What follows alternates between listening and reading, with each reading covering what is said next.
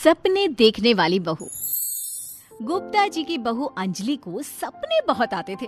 एक दिन सुबह सुबह जब अंजलि सोकर उठी, सासू माँ जानती हैं क्या होने वाला है? अरे क्या हुआ, फिर से कोई नया सपना देख लिया क्या? हाँ सासू माँ, बहुत जोर से बरसात आने वाली है। आज कोई कपड़े मत धोना, सूख नहीं पाएंगे।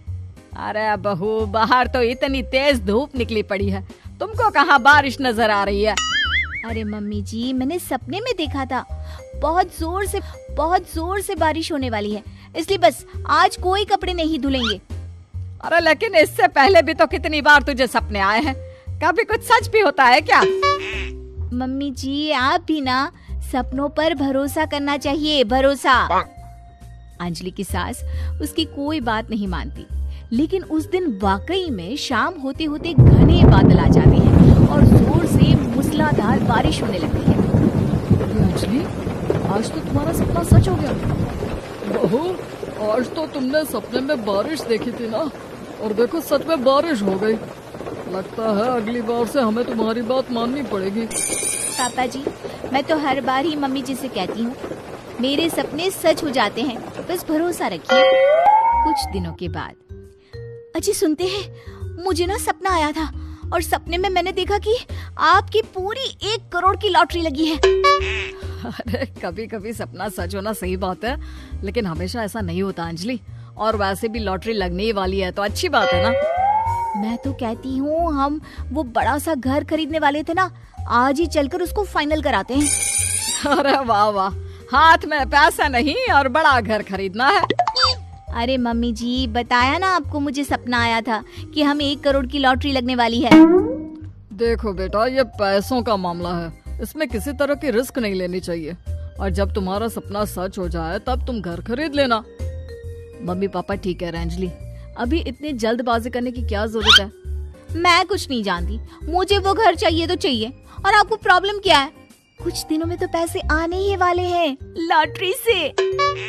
हाँ तो जब पैसे आ जाएंगे तब खरीद लेंगे ना। पर हमारी अंजलि खाना पीना छोड़कर जिद पकड़कर बैठ जाती है। आखिर मजबूर होकर अंजलि के पति को उस घर को बुक कराने के पैसे देने पड़ते हैं। कई दिन बीत जाते हैं, लेकिन अंजलि के पति की कोई लॉटरी नहीं लगती। कुछ दिनों के बाद, तुम्हारे सपने के चक्कर में तो सब खराब हो गया अंजलि। ना लॉटरी लगी, ऊपर से बेकार में ही सारी जमा पूंजी उस घर को खरीदने में खर्च हो गई। थोड़े दिन तो इंतजार करो, अब ऐसा थोड़ी ना होता है कि आज सपना आया और कल आपकी लॉटरी लग गई। मैंने तो पहले ही कहा था, तुम्हारी बीवी को तो हर सपने पर विश्वास करने की आदत पड़ गई है। ऐसा भी कहीं होता है क्या? कुछ दिनों के बाद अचानक से अंजलि के पति के पास एक फोन आता है और पता चलता है कि उसकी 1 करोड़ की लॉटरी लग गई है। अरे वाह अंजलि, ये तो कमाल हो गया, मेरे तो सच में लॉटरी लगी। अरे भगवान भला करे तुम्हारा। हाँ बहू, अब तो तुम जो कहोगी हम वो सब बात मानेंगे। तुम्हारे सपने का मतलब तो पूरा का पूरा सच होता है। अरे बिल्कुल ठीक कहते हैं, मैं तो बेकार में ही बहू को उल्टा सीधा सुनाती थी। अरे इसके सपने तो वाकई में सही हो जाते हैं। अपने घर वालों की बात सुनकर अंजलि मन ही मन बहुत इतराती है। उसे लगता है कि अब वो जो भी सपना देखेगी सच हो जाएगा। और इसी चक्कर में एक दिन अंजलि को सपना आता है कि अचानक उनके घर पर बहुत सारे मेहमान आने वाले हैं। यही सोचकर अंजलि अपनी सास को कहकर बहुत सारा खाना पहले से ही बनाकर रख लेती है। सुबह से शाम हो जाती है। हमने इतना सारा खाना बना लिया, लेकिन हमारे घर तो कोई मेहमान आया ही नहीं।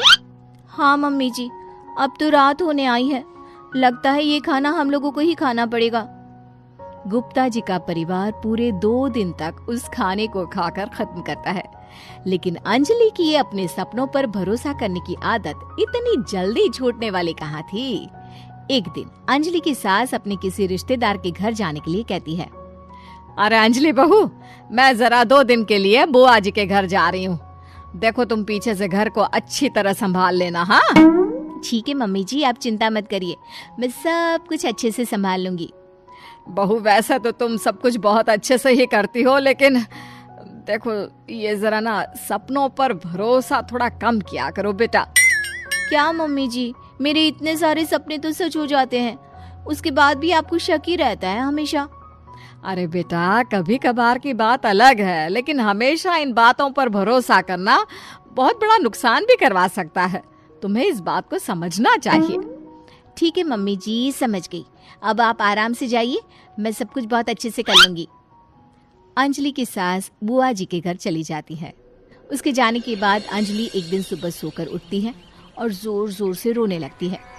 अरे क्या हुआ अंजलि, तुम रो क्यों रही हो? बहू सब ठीक तो है ना? क्या कोई बुरा सपना देखा? अरे पापा जी क्या बताओ, मम्मी जी नहीं रही, वो हम सबको छोड़कर चली गई।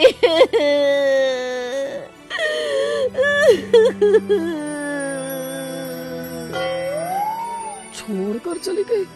अरे क्या मतलब है? वो तो अपनी बुआ जी के घर गई है ना?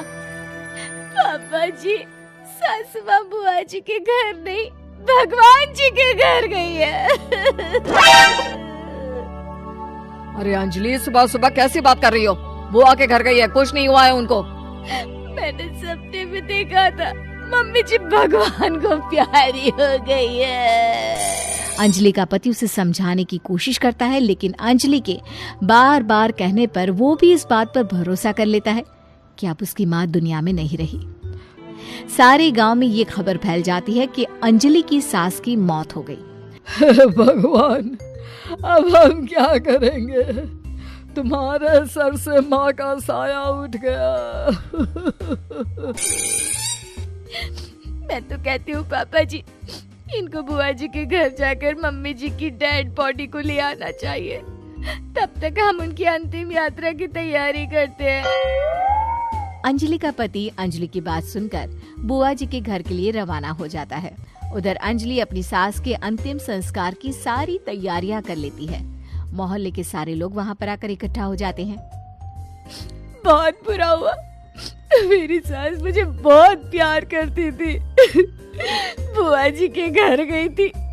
अरे हमको क्या पता था कि भगवान जी के घर जा रही है।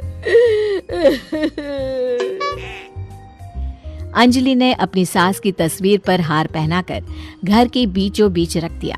सब लोग आकर गुप्ता परिवार को सांत्वना दे रहे थे।